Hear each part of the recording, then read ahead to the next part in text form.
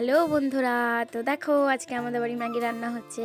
মা আজকে ম্যাগি রান্না করবে সন্ধেবেলা। আমাদের এটা টিফিন টিফিন বলতে ভুল কথা, সবার খিদে পেয়ে গেছে, সন্ধে হয়ে গেছে তো সেই কারণেই দেখো এখানে আলু কাটা রয়েছে, এখানে ম্যাগি আর ডিম ভাজা রয়েছে। এগুলো সব কিছু এখন কড়াই তেল গরম হচ্ছে, পেঁয়াজ ভাজা হচ্ছে, পেঁয়াজের মধ্যে দেবে।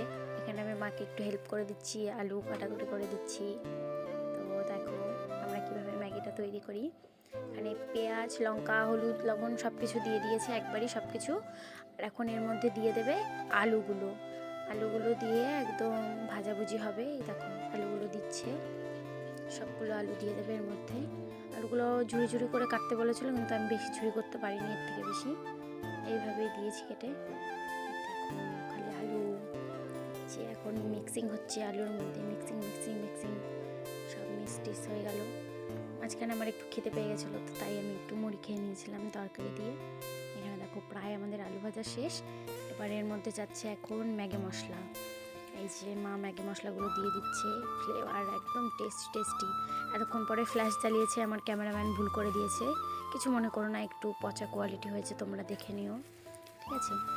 3টে ম্যাগির প্যাকেট ছিল, আর 2টো আলু ছিল, আর 2টো ডিম ছিল, ওই জন্য অনেক হয়ে যাবে এখানে। এখন অল্প মনে হচ্ছে। 3টে ম্যাগি মশলা দিয়ে একদম পুরো ভাজাভাজি কমপ্লিট।